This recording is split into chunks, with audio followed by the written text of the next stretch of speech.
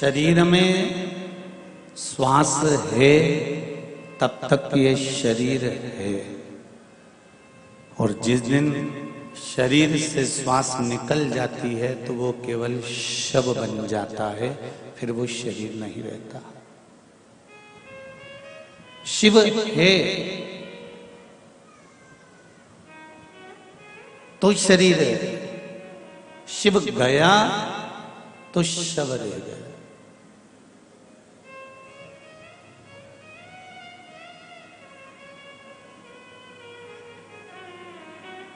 एक बार माता पार्वती जी ने शंकर जी से एक प्रश्न किया।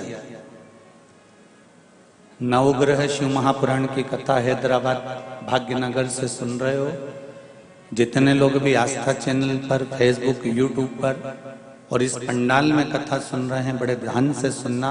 मां पार्वती भगवान शंकर से एक प्रश्न कर रही है।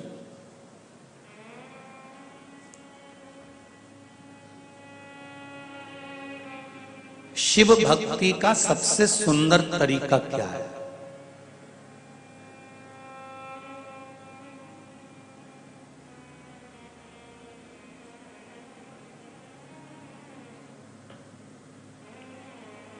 यदि हमको शंकर भगवान की भक्ति करना है तो उसका सबसे सुंदर तरीका, सरल तरीका क्या हो सकता है?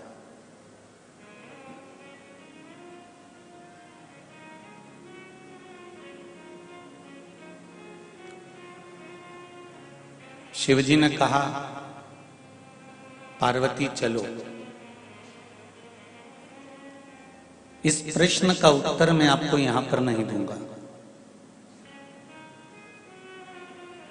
इस प्रश्न का उत्तर मैं आपको काशी की गलियों में दूंगा। जिस गली में एक एक गली के अंदर अगर आप दर्शन करेंगे तो काशी की गलियों में शंकर भगवान सदा विद्यमान है।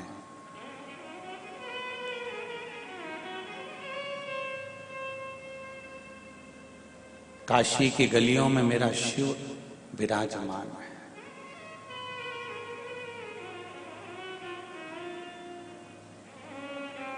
एक एक गली के अंदर कंकर शंकर सदा विराजमान।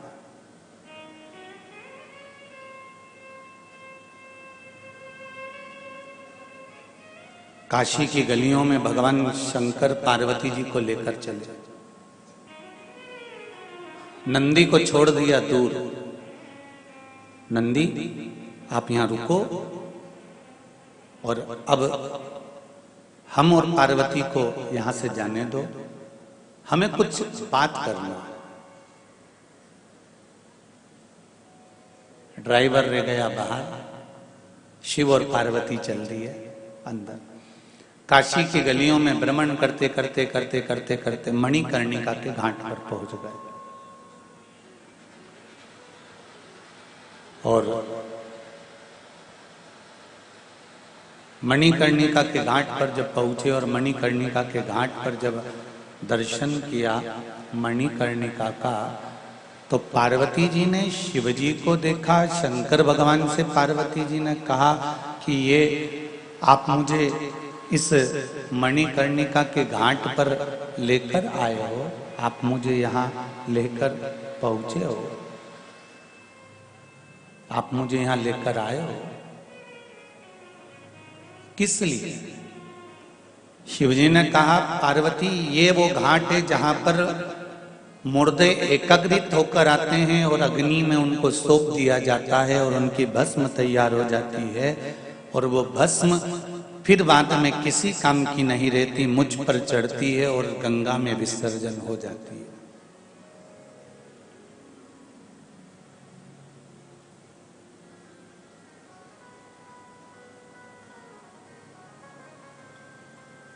एक एक मुर्दे का स्वरूप देखिएगा पार्वती जी, ये कितने सुंदर हैं। यहाँ जितने बैठे हैं और जितने आस्था चैनल पर और फेसबुक पे कथा सुन रहे हो, यूट्यूब पर सुन रहे हो, दर्पण में आपका अपना मुख देखना कि आप कितने सुंदर हो।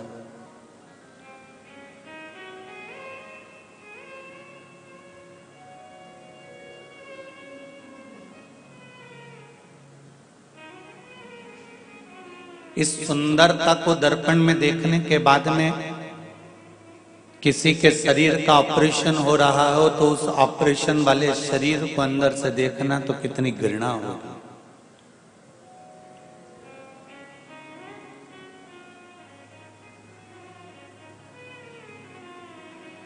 एक मांस के इस पिंड को, एक मांस के इस स्वरूप को शंकर भगवान कहते हैं पार्वती, जब मनुष्य का जन्म होता है ना, जब वो मात्र 3 महीने का रहता है मां के गर्भ में, चतुर्थ माह का जब वो हो जाता है तो देवाधिदेव महादेव कहते हैं पार्वती, तब उस जीव में थोड़ा सा कंपन उत्पन्न होने लगता है और वो परमात्मा से विनती करता है कि मेरा जन्म देना, तो मुझे केवल मांस का पिंड बनाकर मत भेज देना, इस पर कोई कपड़ा जरूर चढ़ा देना, और वो कपड़ा जो चढ़ाओ वो ऐसा चढ़ाना कि वो कपड़ा भी सत्संग में लीन हो जाए, ऐसा कपड़ा चढ़ा होना चाहिए, ऐसा वस्त्र चढ़ा होना चाहिए। ये जो चमड़ी, ये जो चर्म हमारे शरीर पर हमको दिख रही है, इस मांस के पिंड के ऊपर, ये मेरे शंकर ने किराए से दी है आपको। श्वास इसका किराया है, भजन इसका किराया है, भक्ति इसका किराया है। जैसे नवरात्रि में गरबे होते हैं तो गरबा खेलने वाली बेटियां बेटे कपड़े खरीद कर नहीं लेके आते, किराए से लेकर आते हैं। आजकल तो शादी ब्याहों में भी दूल्हा दुल्हन के कपड़े किराए से मिलने लगे। बोलो रे जी हो, सही है कि गलत है? अरे जम के तो बोलो हैदराबाद वालों, सही है। आजकल तो शादी ब्याहों में भी किराए के कपड़े मिलने लगे। गरबा खेलने जाओ तो किराए के कपड़े लेकर आ जाते हैं। कपड़े 9-10 दिन तक रखे, गरबा खेला, श्रृंगार करा, दर्पण में मुख देखा, सेल्फी ली, फोटो खींचा, उसके बाद में वो कपड़े वापिस देना पड़ गए, दे दिए।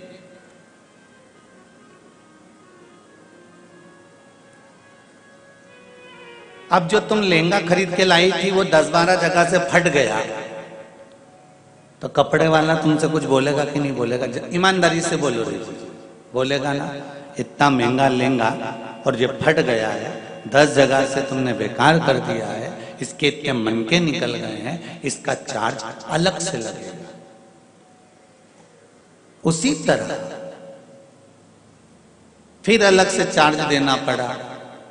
उसी तरह ये जो इस पिंड के ऊपर, मांस के लोंदे के ऊपर जो चमड़ी चढ़ी है, ये भगवान का दिया हुआ वो प्रसाद है, वो किराए की खोल है जिसको परमात्मा ने चढ़ा दिया। और ये किराए का जो खोल है, ये अगर सही तरह से वापस नहीं जाता, ये वापस वैसा कि वैसा ही नष्ट हो जाता है। तो परमात्मा कहते हैं कि इसने पूरे कपड़े की डिजाइन बिगाड़ दी, इसको फिर जन्म दो, फिर वापस जन्म दिया जाता है, फिर वापस भेजा जाता है। पुनरपि जननम पुनरपि मरणम, बार बार जन्म देकर, बार बार मृत्यु के प्रपंच में डालकर फिर पुनः भजन करवाया जाता है। परंतु वापस लेकर देकर उस किराए के उस कपड़े को हमको वापस करना होता है। उसी तरह ये संसार सागर में आकर हमको भी वापस जाना होता है। और परमात्मा कहता है कि इसका सही उपयोग करो।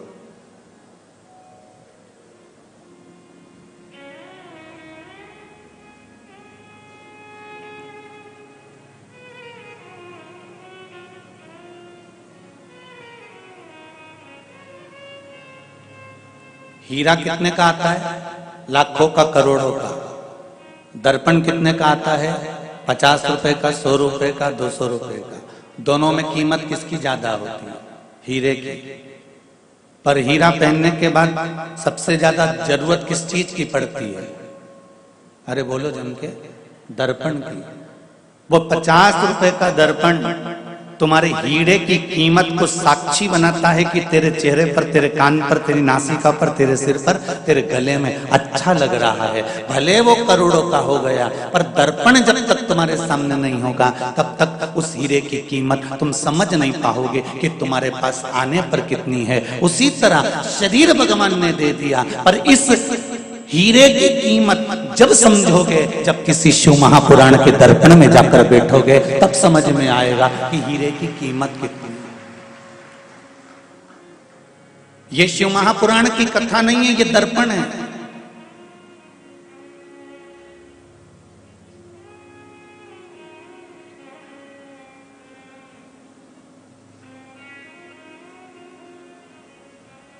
और इस दर्पण में, शिव महापुराण में जब हम जाकर बैठते हैं तो उसमें हमारे इस मानव शरीर की कीमत मालूम पड़ती है कि यह मनुष्य का शरीर कितना कीमती है।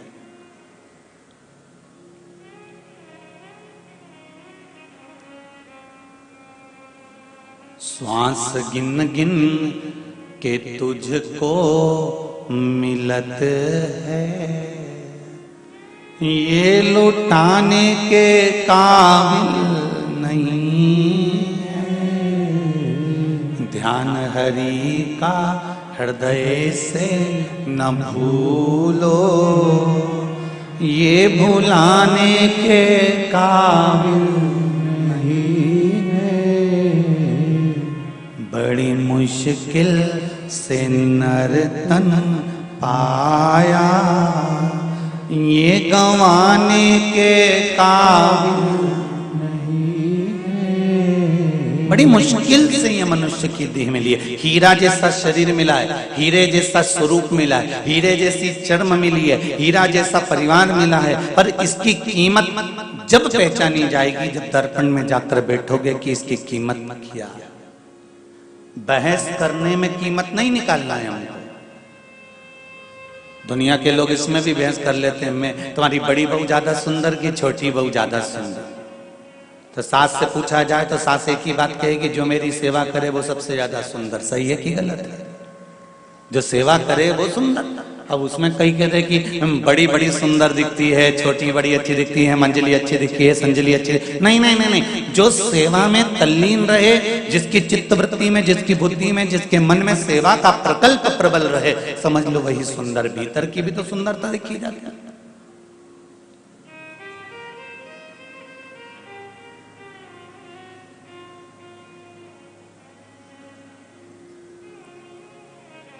और नहीं तो मालूम पड़े भीतर की सुंदरता ना हो। एक नई नवेली बहू आ गई, सास ने पूछा तुम्हें सब बनाना आता है बेटा? हाँ मम्मी सब आता है मेरे को। आइसक्रीम बना लेती हो? हाँ मम्मी। जा बना ले बेटा।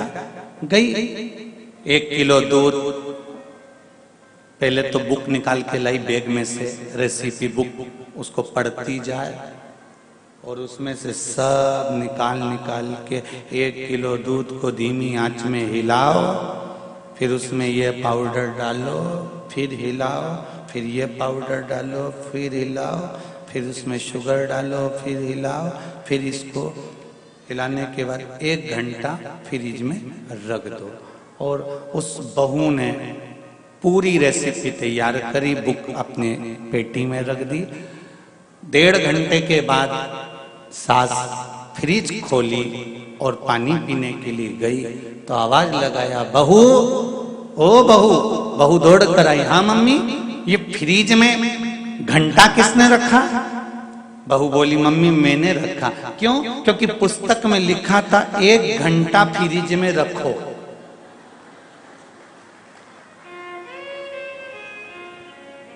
सास ने माथा ठोका, अरे ओ पगली, मंदिर का घंटा रखने थोड़ी ना बोला था।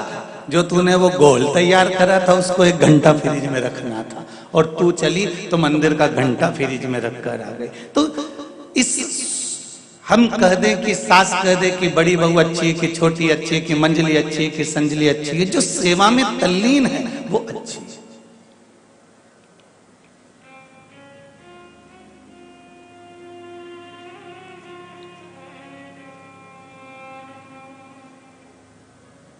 हमें बहस भी नहीं करना कि ये सुंदर है या वो सुंदर है। कई लोग ऐसी ऐसी बहस में पड़ जाते हैं कि उस बहस में पढ़ते पढ़ते पढ़ते पढ़ते पढ़ते पढ़ते पढ़ते अरे भाई, कोई अगर बहस कर रहा है ना तो वहां बहस ना कर कर भजन करने का प्रयास करा करो। अगर कोई कह रहा है ऐसा हो गया, बिल्कुल ऐसा हो गया। तुमने ऐसा कर दिया, हाँ ऐसा हो गया। तुमने वैसा कर दिया, हाँ वैसा कर दिया। बहस ना कर कर भजन करो।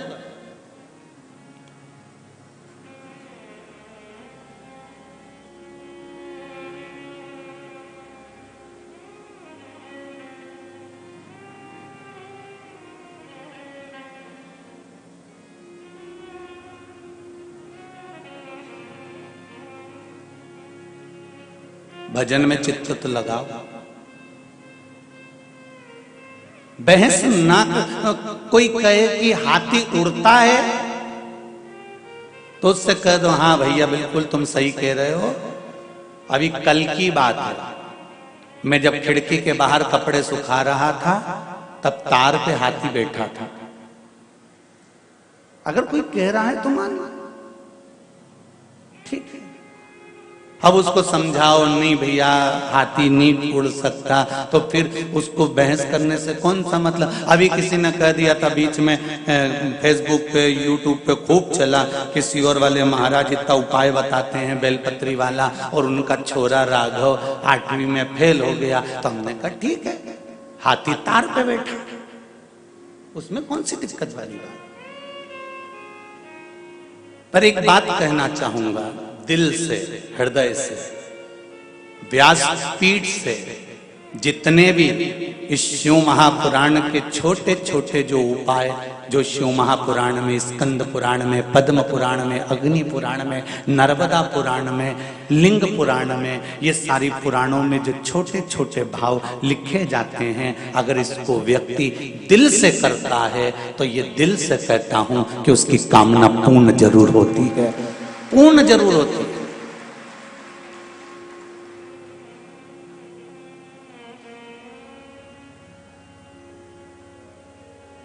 और इतना विश्वास है, जब राघव जी चश्मा लगाते थे और इतना मोटा लगाते थे, और शिव महापुराण का एक उपाय हमारे को पढ़ने में आया कि शहद शंकर भगवान पर चढ़ाकर उसको नैनों में लगाना प्रारंभ करो, चश्मा उतर जाता है। तो राघव जी का जब चश्मा उतर सकता है तो बेलपत्री पर शहद लगाकर शिव को चिपकाने से राघव जी पास भी हो सकते हैं, ये निश्चितता है, और पास हुए। इसका प्रमाण देने की जरूरत नहीं है अपने को। अपने को तो केवल बहस करने वालों से हटकर कह देना चाहिए कि तार पर हाथी बैठा है और हमने कल ही देखा है, निश्चित है। एक किसी ने प्रश्न एक बहुत सुंदर पत्र लिखा, जरा ध्यान दीजिए।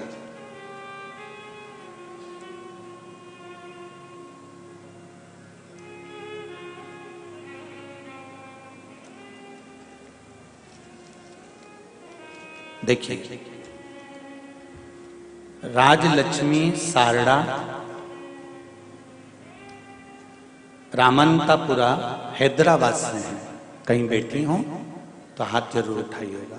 आप ही हैं? दोनों हाथ हिला दो एक बार। हर हर महादेव। राजलक्ष्मी सारड़ा, रामंतपुरा, हैदराबाद। श्री शिवाय नमस्तुभ्यम। श्री शिवाय नमस्तुभ्यम। बाबा की महिमा का क्या गुणगान करूं? मैं बाबा से, मेरी रीढ़ की हड्डी में फ्रैक्चर आने के कारण मैं बेड रेस्ट में थी। उसी समय आपकी कथा का पता चला। मैं जनवरी महीने से बारंबार आपकी कथा सुन रही हूं। आपने कथा में कहा कि जो कामना कर कर वो 3 महीने में पूरी हो जाती है। मैंने भी कथा सुनते सुनते अपने घर होने की कामना की थी, और तीसरे ही महीने में बाबा की कृपा से मेरा घर पक्का हो गया और बाबा ने मेरे पर करुणा कर दी। ये शिव कृपा। बेटो बहन, हर हर महादेव। शिव कथा को परिचय की जरूरत नहीं पड़ती।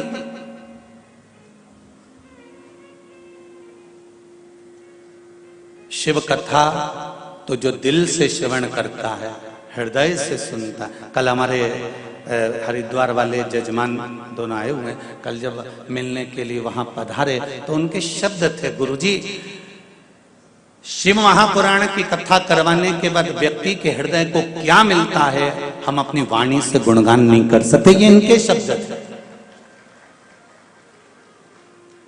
क्या मिलता है शंकर की कथा से, क्या प्राप्त होता है शिव की कथा से, कितना हृदय चित्त को। और ये बाहेती परिवार से भी कहूंगा, आप कथा करवा रहे हो, बड़ी सुंदर सुंदर व्यवस्था आपने करी है, बड़ा आनंद का विषय रखा, इतना बड़ा पंडाल, वो भी एसी का आपने यहाँ पर लोगों के आनंद के लिए एसी का पूरा पंडाल रखा, इतनी भरचक गर्मी में इस पूरे आनंद के साथ आप कथा करवा रहे हो। मेरा निवेदन, आप दिल से, हृदय से, चित्त से, मन से, वृत्ति से शिव की आराधना करो।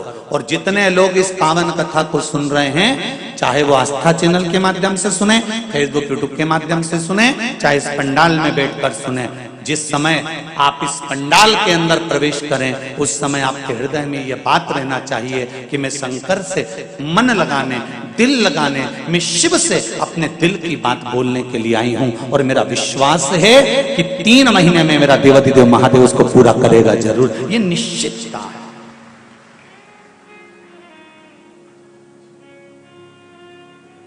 शंभो शरणे पड़ी, मांगू घड़ी दे घड़ी, दुख काटो, दया करी ने दर्शन।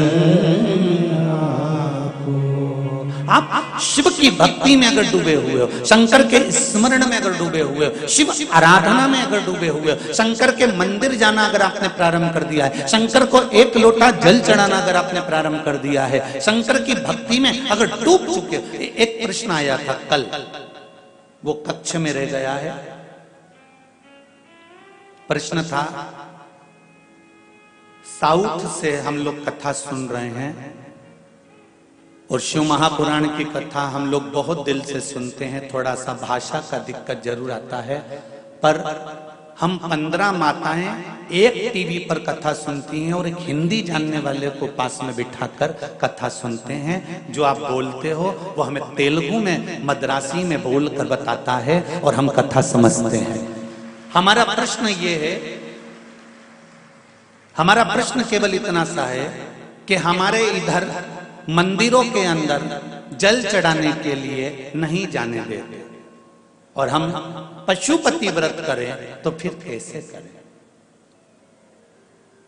और ये प्रश्न एक का नहीं होगा, आप में भी कई लोग बैठे होंगे ऐसे जिनके भीतर का ये प्रश्न होगा। कितने लोग हैं जिनका प्रश्न है ये? अरे बहुत सारे। रोको जरा, बहुत बढ़िया। ये प्रश्न किसी एक का नहीं, अगर मद्रास से आया है, चेन्नई से आया है और यहाँ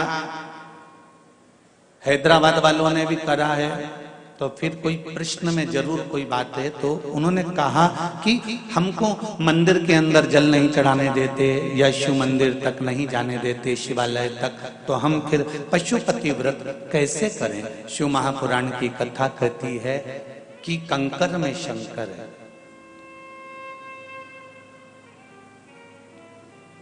एक काम करिए, बेलपत्री के वृक्ष के नीचे तो जल चढ़ा सकते हो।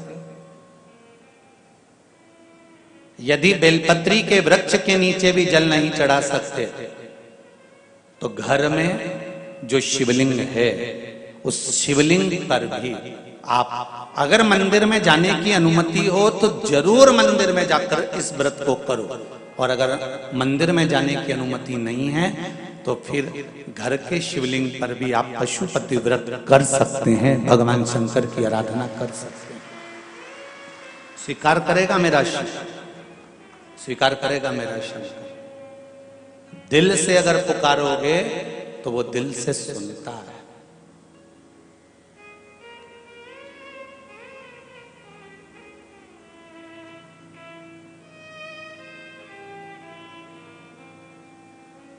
कितना सुंदर कहा है कि मंदिर के अंदर भी नहीं जा सकते तो मंदिर के बाहर से भगवान का दर्शन कर लो। मंदिर के बाहर से भी दर्शन ना मिले तो उसकी चौखट का दीदार कर लो। चौखट पर भी नहीं जा सकते तो मंदिर के शिखर का दर्शन कर लो। शिखर दर्शनम सर्व पाप नाशनम, शिखर का दर्शन हो जाए उतना ही बहुत है, और वो भी ना मिले तो जिस गली में मेरा शंकर का मंदिर हो उस गली से निकल कर ही चले जाना, उतने में भी तुम्हारा कल्याण निश्चित है। मात्र उसके द्वार से निकल कर चलेगा।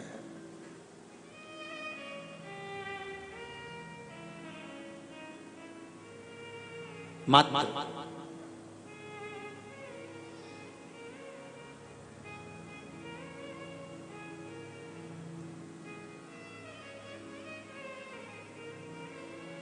कोई कहता है मेरे महबूब में चांद नजर आता है, शिव महापुराण कहती है कि मेरा महबूब तो एक ऐसा है जिसके मस्तक पर ही चांद रखा नजर आता है। कोई साधारण हो सकता है शिव?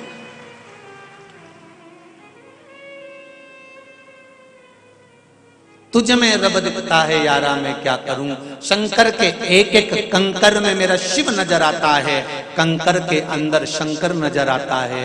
जब उसके जिस गली में, जिस नगर में, जिस मोहल्ले में, जिस क्षेत्र में, जिस कॉलोनी में जहां शंकर का मंदिर है उसके सामने से निकल कर जाने पर भी सुख की अनुभूति हो जाती है। भगवान स्वीकार कर लेता है कि इसने मेरे मंदिर का मात्र दीदार ही कर लिया, दर्शन ही कर लिया, बहुत है उतना, बहुत।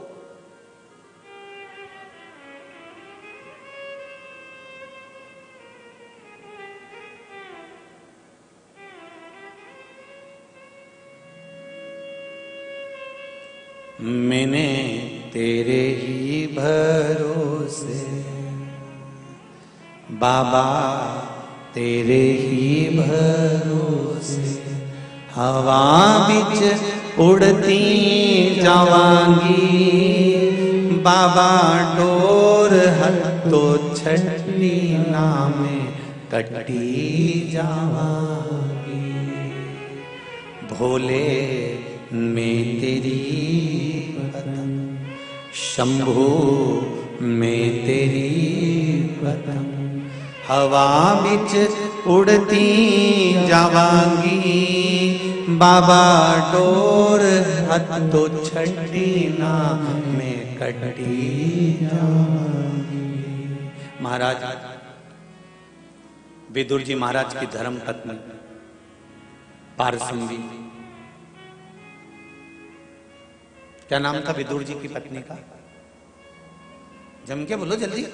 पारसंवी बोलो जरा, जम के बोलो। पारसंवी विदुर जी की धर्म पत्नी। थोड़े बहुत जो कंपटीशन होते हैं ना, जैसे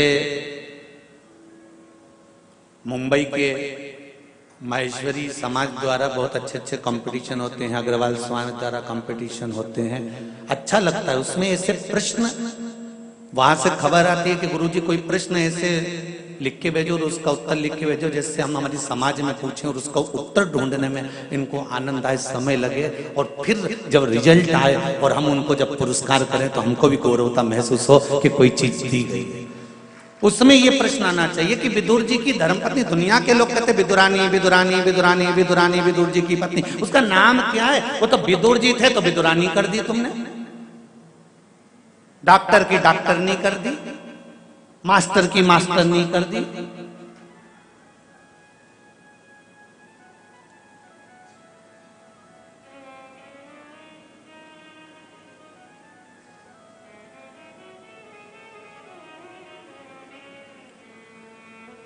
अब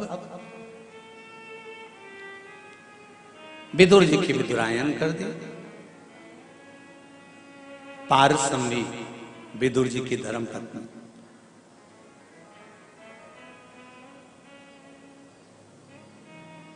प्रतिदिन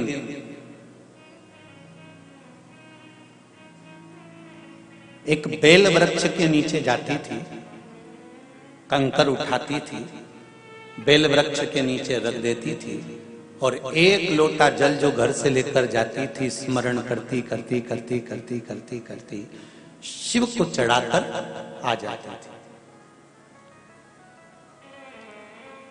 एक बार पारसंवी ने जब जल चढ़ाकर लौट कर आई तो विदुर जी ने पारसंवी से पूछ लिया, विदुरायन से पूछ लिया, आज तुमने भगवान शंकर से क्या मांग लिया जो इतनी प्रसन्न दिख रही हो? तो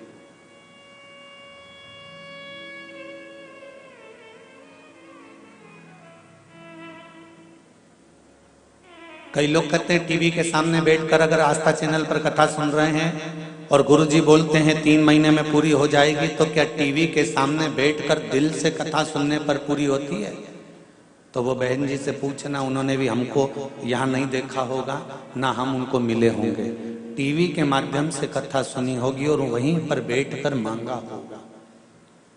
दिल से कहो तो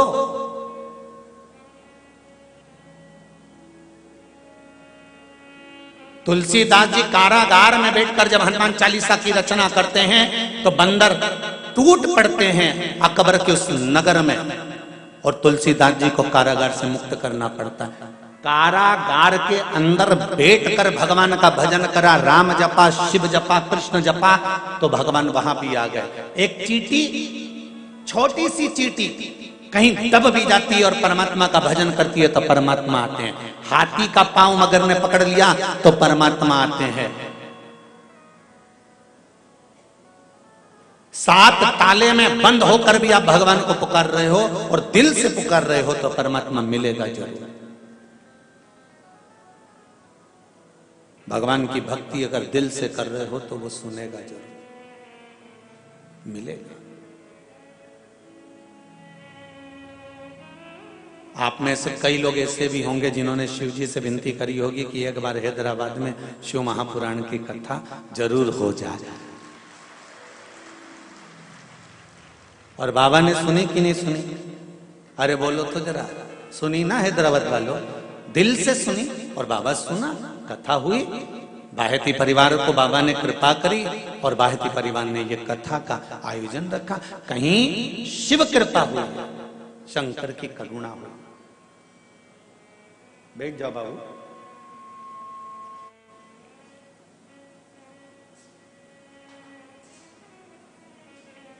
शिव कृपा होती है, शिव करुणा करते हैं, तब कोई सुख का अनुभव होता है।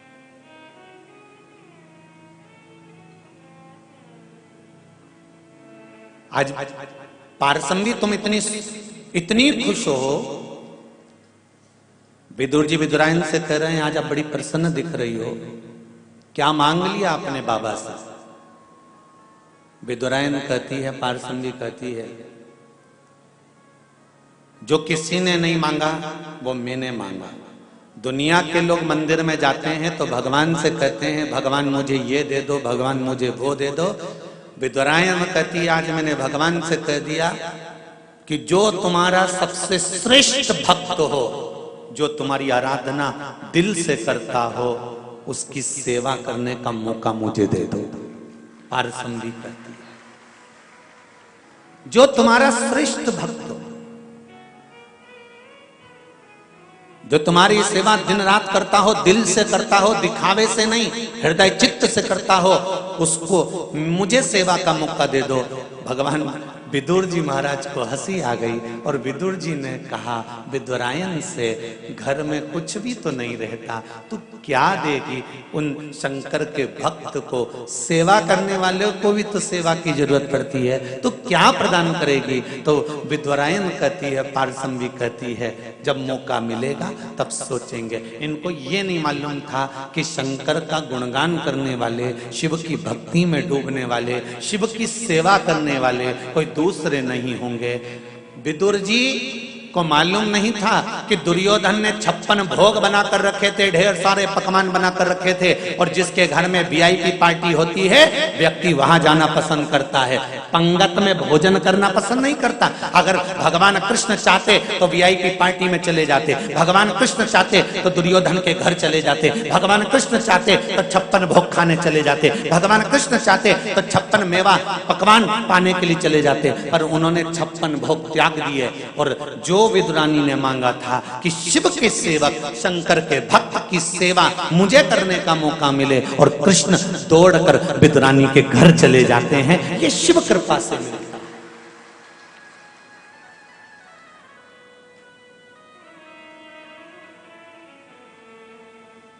क्या विदुर जी की भक्ति में इतना बल था कि भगवान कृष्ण को घर बुला लिया? अगर कोई आपसे प्रश्न करे कि विदुर की भक्ति में बल था कि भगवान कृष्ण विदुर जी के घर पर गए, कि विदुरायन में बल था कि भगवान शंकर के भगवान कृष्ण विदुरायन के घर गए, तो आपको कहना पड़ेगा कि पारसंवी विदुरायन का वो बल प्रबल था, पारसंवी विदुरायन का वो हृदय चित्त प्रबल था, जो शंकर से कहा था उसको शिव को पूरा करना था, इसलिए 56 भोग छोड़ दिए और भगवान शंकर के वो परम आनंद करने वाले मेरे कृष्ण विदुरायन के दरवाजे पर जाकर पहुंच गए। और क्या मिला खाने के लिए? केले के छिलके।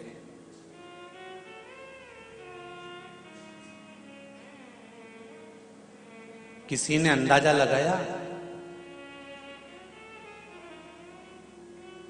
जैसा भगवान वैसा भक्त। राम मंदिर में जाओगे तो कुछ अच्छा अच्छा सामान मिल जाएगा, पोंगल मिल जाएगा, खिचड़ी मिल जाएगी, इडली मिल जाएगी, खमन मिल जाएगा, थोड़ा बहुत अच्छा अच्छा मोहन थाल, ठोर, मठरी, थोड़ा लड्डू, बंटा जी, थोड़ा ड्राई फ्रूट्स, ये सब मिल जाएगा। कृष्ण मंदिर में भी मिल जाएगा, देवी के मंदिर में भी मिल जाएगा, पर शंकर के मंदिर में जाओगे और शंकर के भक्त के घर जाओगे और शंकर के उपासक के यहाँ जाओगे और तुम अंदाजा लगा कर जाओगे कि यहाँ पर मुझे 56 भोग मिलेगा, यहाँ लड्डू पेड़ा मिलेगा, तो भूल कर मत जाना भैया। शंकर के जैसे शिव वैसे शंकर का भक्त, शंकर के भक्त के यहाँ क्या मिलने वाला है? तो विदुरायन भी जानती है कि शंकर भगवान के पास में बेल पत्ती है, धतूरा है और दुनिया भर के पत्ता पत्ती शिव जी को चढ़ाए जाते हैं। तो विदुरायन भी जानती है कि उनका जो भक्त आएगा वो 56 भोग नहीं पाएगा, इन्हीं छिलकों से उसका काम चल जाएगा, ये वो भी जानती है।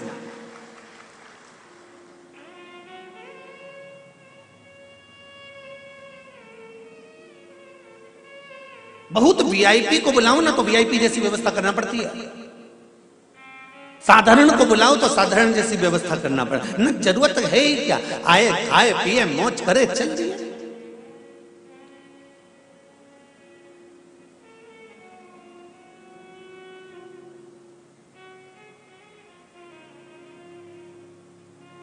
भक्ति का बल बड़ा विचित्र है।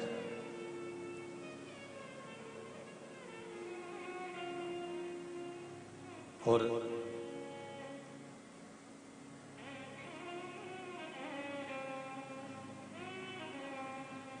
कृष्ण जब विदुरानी के यहां से पारसंवी के यहां से जाने लगे छिलके खाकर, तब पारसंवी ने एक प्रश्न कृष्ण से करा था। भगवान कृष्ण से पारसंवी एक प्रश्न करती है, ठाकुर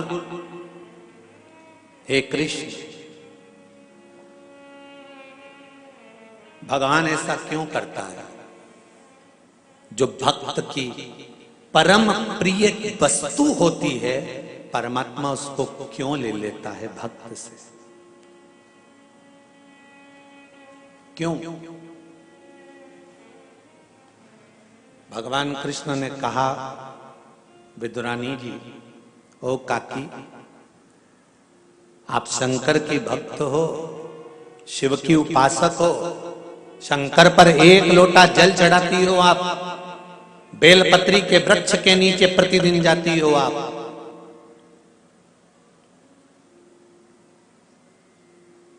जिस बेलपत्री के वृक्ष के नीचे 64 योगिनियां, 33 कोटि देवी देवता एक बूंद जल का इंतजार करते हैं, उस बेलपत्री के वृक्ष के नीचे आप जाती हो, साधारण नहीं है।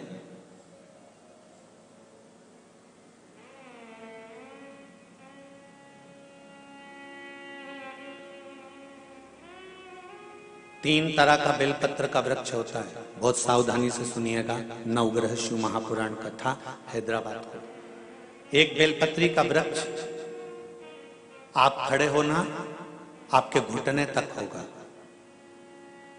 एक बेलपत्री का वृक्ष आपके कंधे तक होगा, एक बेलपत्री का वृक्ष आपके सिर से ऊंचा होगा। गौरी, कात्यायनी और महालक्ष्मी, 3 बेलपत्री के वृक्ष की अवस्था रहती है। कौन से बेलपत्री के वृक्ष से पत्तियों को तोड़ा जाता है? जम के बोलो जरा। कौन से बेलपत्री के वृक्ष से पत्तियों को लिया जाता है? गौरी से? बोलो जरा। नहीं। कात्यायनी से? नहीं। बेलपत्री की पत्तियों को लिया जाता है महालक्ष्मी से। किससे लिया जाता है? महालक्ष्मी से। जो तुम्हारे सिर से ऊपर हो, जिसकी छाया तुम पर पड़ रही हो, ऐसा वृक्ष, बड़ा वृक्ष होना चाहिए, जिससे पत्ती को लेकर जब हम शंकर भगवान को समर्पित करते हैं तो लक्ष्मी को जब हम लेकर आते हैं और भगवान शंकर को जब देते हैं और उस पत्ती को हम वापिस जब उठाते हैं तो भगवान महालक्ष्मी को अपने घर में प्रदान कर देता है। ऐसी वृक्ष से पत्तियों को लेना चाहिए। पर आज के जमाने में लोग इतने समझदार हो गए, बड़े वृक्ष से कौन पत्ती तोड़ने जाए, छोटे छोटे वृक्ष लगे, उन छोटे से वृक्ष में से पत्ती तोड़ ली, छोटी सी पत्ती तोड़ ली। अरे शास्त्र कहता है, यहां तक वर्णन करता है शास्त्र, अगर आपके घर में तुलसी का पौधा छोटा है तो वो कुमार अवस्था का होगा। वो तुलसी का पौधा जब घेर घमोर हो जाता है तब अखंड सौभाग्य को देने वाला हो जाता है। उसमें से पत्तियों को उतारा जा सकता है, उसमें से आप कोपल को उतार सकते हो, उसमें से पत्ती को आप उतार सकते हो। उसी तरह बेलपत्री के वृक्ष में भी जो वृक्ष लक्ष्मी महालक्ष्मी का तुल्य हो, उसमें से आप बेलपत्र को उतार सकते हो। छोटे छोटे वृक्ष की पत्ती को तोड़ना ये उसमें का है जैसे छोटी अवस्था की कन्या के साथ में अपशब्द कहना, ताने देना या उसको आड़ा टेढ़ा कह देना।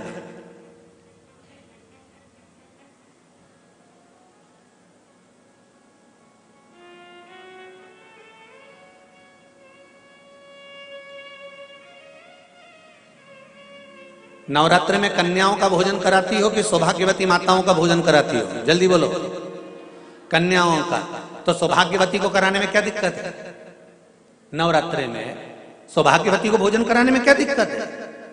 पर दुनिया के लोग कहते हैं कि नवरात्रि में कुंवारी कन्याओं का भोजन कराना चाहिए। और जब सौभाग्यवती माताओं का भोजन होता है, सुहागन करते हो, जब तुम्हारे घर में जब सुबासनी करते हो, सौभाग्यवती माताओं का भोजन करते हो, तब कुंवारी कन्या का भोजन कराते हो क्या? नहीं, उस समय सुहागन माताओं का भोजन होना जरूरी है। ये एक अवस्था होती है कि कब कुंवारी कन्या को भोजन कराना है, कब सौभाग्यवती को भोजन कराना है, कब बटुकों को भोजन कराना है, कब ब्राह्मणों को भोजन कराना है, कब ब्राह्मण के बच्चे को भोजन कराना है, कभी साधु संत सन्यासी तपस्वी साधक उपासक को भोजन कराना है। एक समय की अवस्था होती है। जैसे जिसकी पत्रिका में मंगल होता है, जिसकी राशि के अंतर्गत मंगल होता है और उसका विवाह नहीं हो रहा, या मंगल होने के कारण बस उसको तकलीफ आ रही है, या विवाह हो भी गया तो संबंध टूटने जैसा हो गया, कहीं कहीं अदालत में कार्रवाई चलने लगी, कहीं कहीं विवाद जैसी स्पर्धा उत्पन्न हो गई, कहीं कहीं विवाद सामने आ गया, तो उसको कुछ नहीं करना चाहिए। अगर बाजार जाए, अगर मूंगा किसी की अंगूठी में लगा हुआ हो, या मूंगा कहीं उसके घर में पड़ा हो, या मूंगे की माला पड़ी हुई हो, उस मूंगे का पानी, मूंगे को पानी में डाल दो और उसका पानी शंकर भगवान को मात्र 31 दिन तक लगातार चलाना प्रारंभ कर दे, अदालत में केस बंद हो जाएगा और पति पत्नी वापस एक जैसे हो जाएंगे, वापस जुड़ जाएंगे। और अगर विवाह नहीं हो रहा है तो मंगल राशि वाले का अगर विवाह भी नहीं हो रहा है तो मंगल विवाह आनंद के साथ पूर्ण होगा। ज्यादा भटकना, बस 31 दिन तक मूंगे का पानी, जो मूंगा आप लोग अंगूठी में पहनते हो, हाथ में पहनते हो, माला पहनते हो, उसी मूंगे को पानी में डालकर उसका जल शंकर को चढ़ाना प्रारंभ कर दो।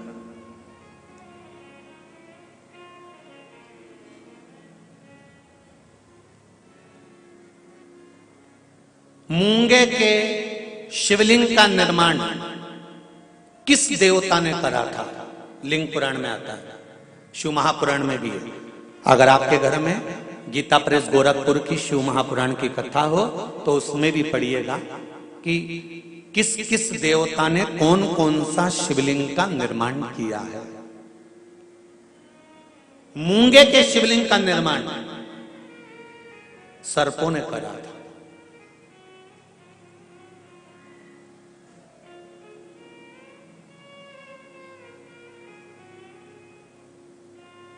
जब शिवलिंग का निर्माण हुआ, पूजन हुई, शिवजी ने आकर आशीर्वाद प्रदान करा, तब सर्पों ने केवल एक बात मांगी थी कि हमारी इन सर्प कन्याओं, ये सांप की बेटियां हैं, सर्प की बेटियां हैं, सर्प के पुत्र हैं, इनका विवाह कैसे होगा? कौन होगा जो इनसे विवाह करेगा? इन सर्प कन्याओं का, इन सर्प वरों का विवाह होगा कैसे? शंकर भगवान ने कहा तुम चिंता मत करो, तुमने मूंगे का शिवलिंग का निर्माण कर कर मेरी पूजन करी है, जब जब एक लोटा जल समर्पित होगा और जो हृदय से मुझे चढ़ाएगा, उस कन्या के विवाह का, उस वर के विवाह का भार मेरे माथे पर आ जाएगा और मंगल विवाह मैं करूंगा। ये शिव वचन है।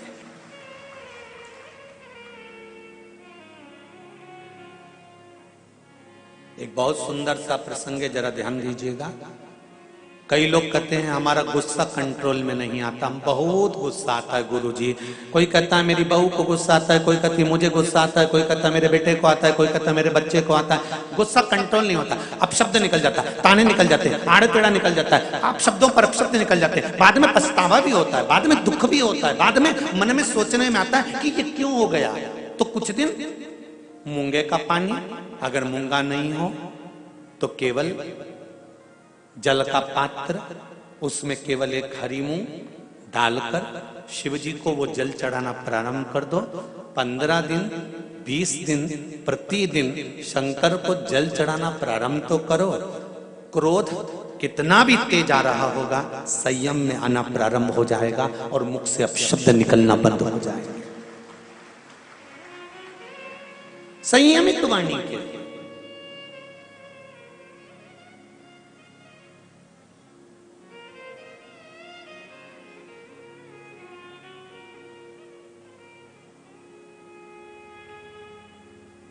केवल शंकर भगवान की आराधना किस रूप में करना है, कैसे करना है, किस तरह से करना है, शंकर भगवान की पूजन किस रूप में करना है, किस तरह से करना है, हमको शिव महापुराण के माध्यम से ये सीखना है। क्यों? क्योंकि हम बहुत सी गलतियां करते हैं साहब। जरा जरा सी बात में अदालत में केस पहुंच जाता है, जरा जरा सी बात में पति पत्नी अलग हो जाते हैं, जरा जरा सी बात में भाई भाई अलग हो जाते हैं। कारण क्या है?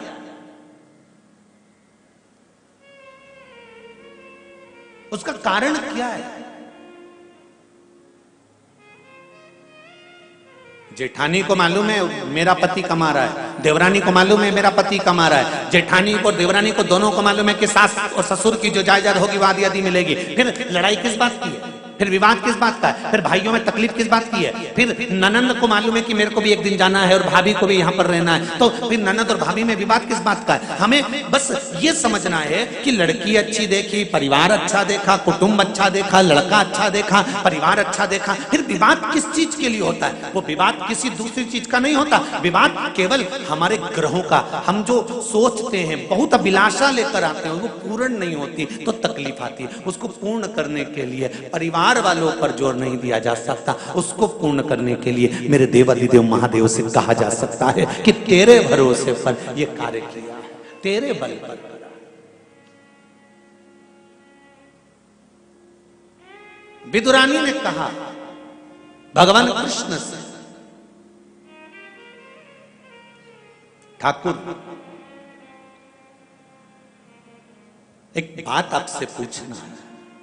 भगवान कृष्ण ने पूछा, पारसम्भी काकी विदुरानी जी पूछिए, क्या पूछना है?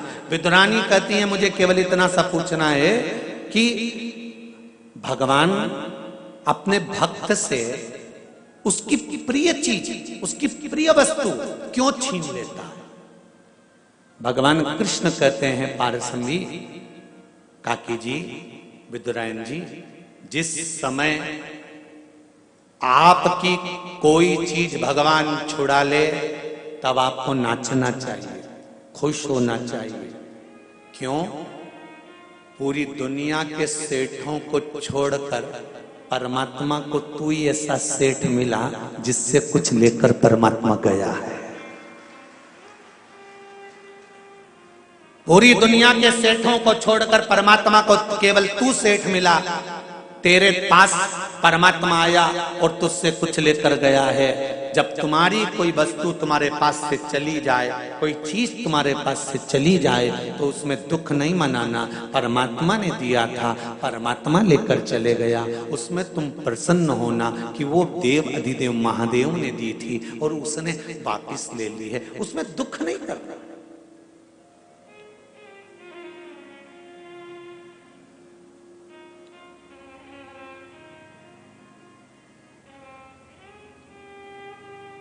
जब कोई मरता है ना तो घर के लोग रोते हैं।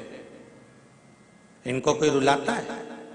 अरे बोलो तो सही भाई, शादी में महिला संगीत में डांस करना है, नाचना है, तो उसकी तो प्रैक्टिस करना पड़ती है 15 दिन पहले। पर कोई मरे तो इतने सारे लोग आएंगे तो बैठ के रोना पड़ेगा, तो इसकी प्रैक्टिस कोई कराता है?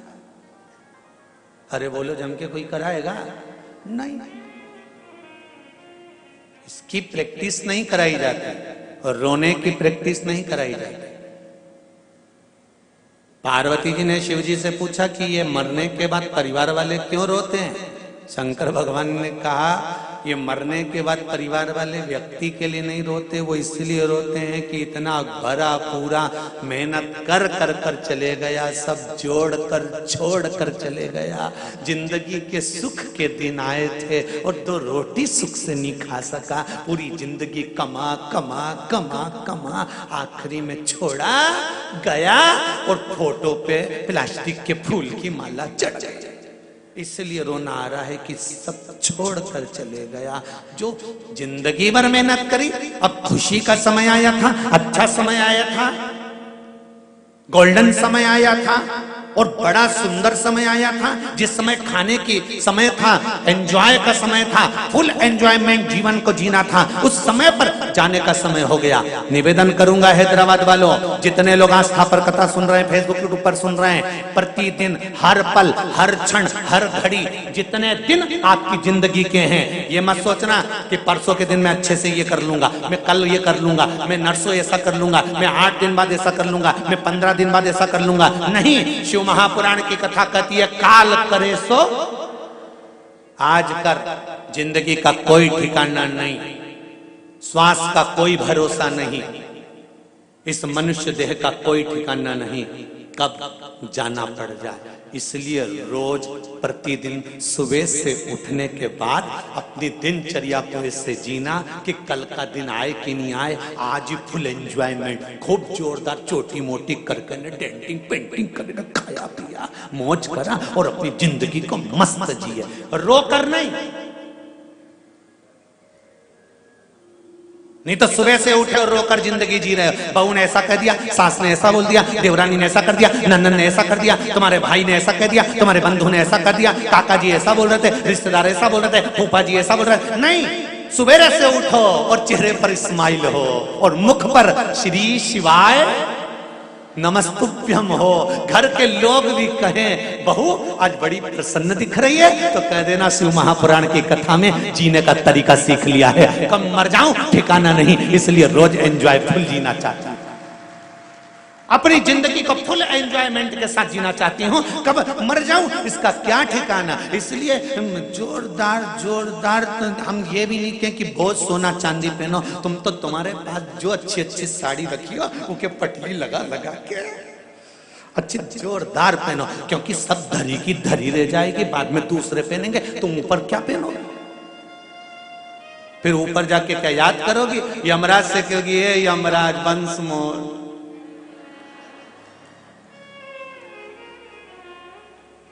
ए Yamraj please excuse me, please एक बार छोड़ दे, तेरे पांव पड़ो, मेरे पति के पर्स में 5000 रुपए रखे हैं, तेरे को दूंगी, छोड़।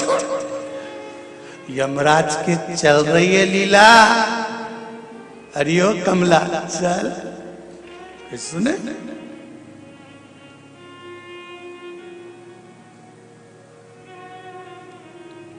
एक पत्नी पड़ोस में गई और अपने पड़ोसन के पास जाके बैठ गई।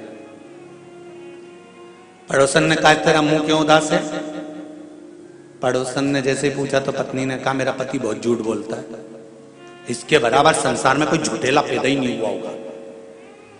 इतना झूठेला पति मेरा, इतना झूठ बोल रहा, इतना झूठ बोल रहा। तो क्या झूठ बोल दिया उसने? सुबह से चिल्ला रहा है मेरे पर्स में 3000 रुपए रखे थे, किसने लिए?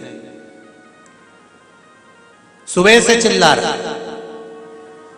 तो इसमें झूठ क्या बोला वो? 2500 रुपए थे।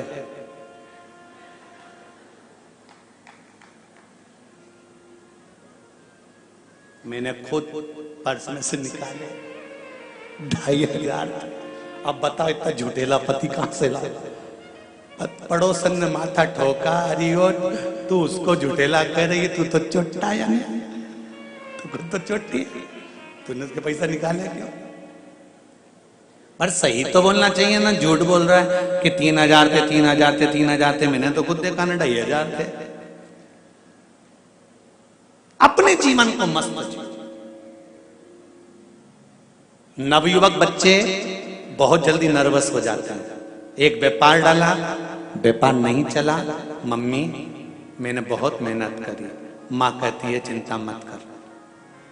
सबसे ज्यादा व्हील पावर मजबूत करने में अगर कोई आगे आती है तो वो घर की मां आगे आती है। हर पल कहती है चिंता मत कर।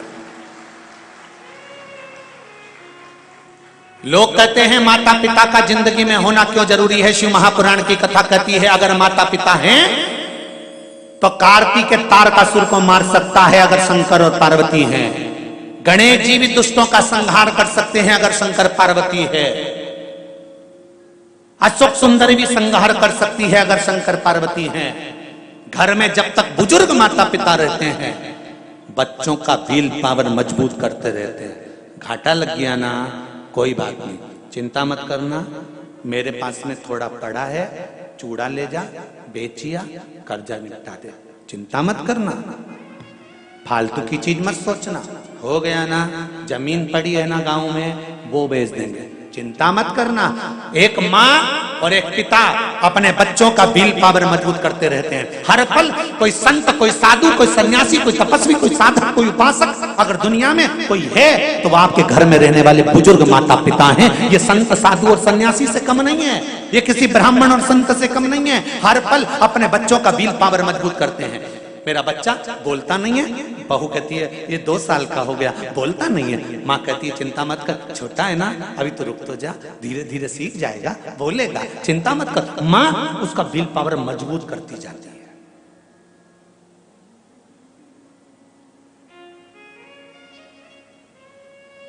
क्या चिंता करना?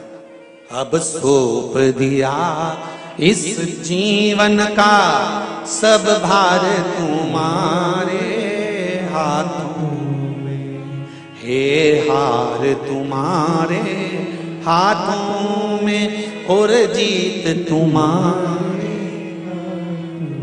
प्रतिदिन अपनी जिंदगी को भगवान शंकर की कथा कर रही है। भगवान कृष्ण विदुरानी जी से कह रहे हैं, पार्संबी से कह रहे हैं, काकी माँ ध्यान रखना, प्रतिदिन अपनी जिंदगी का ऐसा जीना कि ये जीवन फिर आए कि ना आए। खूब खुश होकर एंजॉयफुल जीवन जियो। 1 लोटा पानी शंकर को चढ़ा दो, 3 बार ताली बजा दो, बम बम भोले बोल दो, श्री शिवाय नमस्तुभ्यम बोल दो। ये वो मंत्र है शिव महापुराण का, ये मूल मंत्र है शिव महापुराण का। हॉस्पिटल में भी अगर कहीं का पड़ा है और मंत्र का जाप कोई कर रहा है तो उस मंत्र का फल तुरंत देखेगा। पत्र में आया है।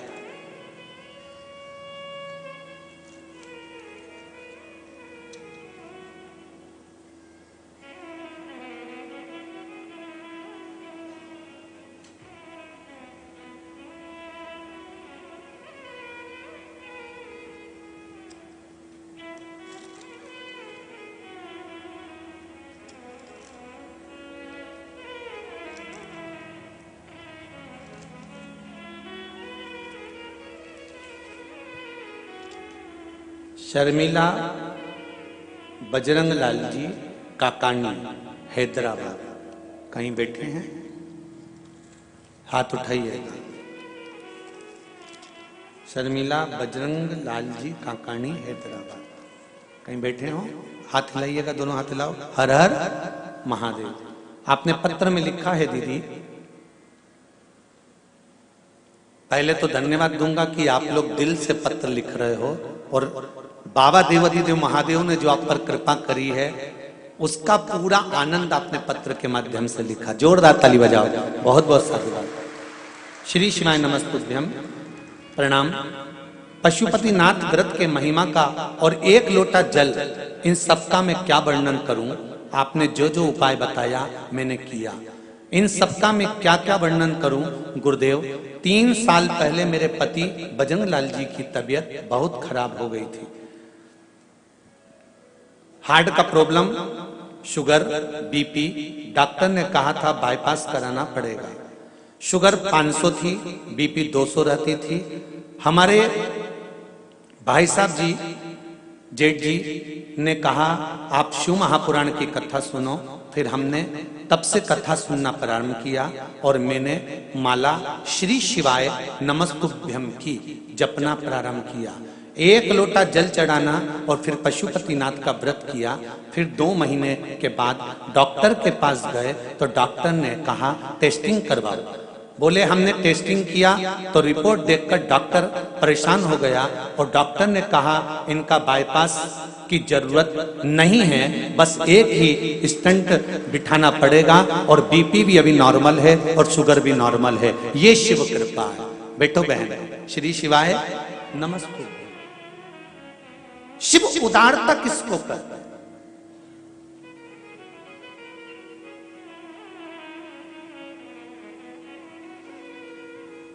एक बात फिर कहूंगा, शिव महापुराण ना तो भभूति देती है ना बेल देती है। शिव महापुराण ना तंत्र विद्या जानती है ना मंत्र विद्या जानती है। शिव महापुराण इस व्यासपीठ से केवल एक बात जानती है कि शंकर का भजन करो, शिव से कहो।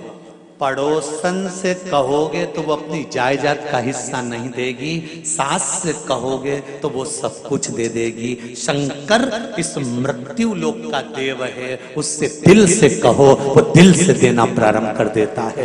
कहो तो उससे। ब्रह्मा ब्रह्म लोक में, भगवान विष्णु वैकुंठ लोक में और मृत्यु लोक का देव है देवाधिदेव महादेव, उससे दिल से कहो। तेरा ही दिया मैंने खाया पिया है, तेरा शुक्रिया है, तेरा शुक्रिया है। अगर भगवान कृपा करता है और हम उसकी कृपा का बखान करते हैं तो भगवान शंकर को भी लगता है कि मैंने किया तो इसने मेरा बखान किया। बहू अच्छा काम करती है ना, सास 4 लोगों में बैठकर कहती है ना कि मेरी बहू ने करा है, तो बहू प्रसन्न होती है। आप लोग जो पत्र लिखकर भेजते हो ना कि शंकर भगवान ने ऐसी कृपा करी और शिव सुनते हैं ना, तो शंकर को अच्छा लगता है कि मेरा बखान किया, ये मेरा वर्णन कर रही है, मैंने दिया तो कहकर बता रही है।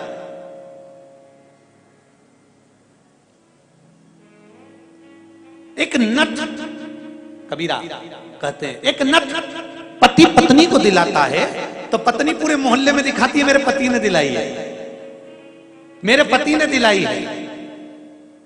और ये मृत्यु लोक में आने के बाद अगर शंकर भगवान कुछ कृपा कर रहे हैं तो क्यों ना हम उसका गुणगान करें, क्यों ना हम उसका वर्णन करें कि उसने कृपा करी, उसने कृपा।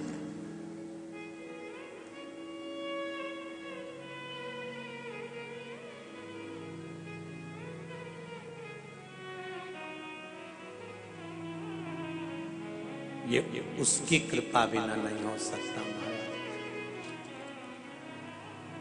और हमारे कर्म के अनुकूल हम प्रतिदिन शिव की आराधना कर रहे हैं। श्री शिवाय नमस्तु, श्री शिवाय नमस्तु, श्री शिवाय नमस्तु श्री शिवाय नमस्तु श्री शिवाय नमस्तु। इन मंत्र का हम जाप कर रहे हैं तो शिव हमें स्वीकार कर रहा। पंचाक्षर जप लो नमः शिवाय, षडाक्षर जप लो ओम नमः शिवाय,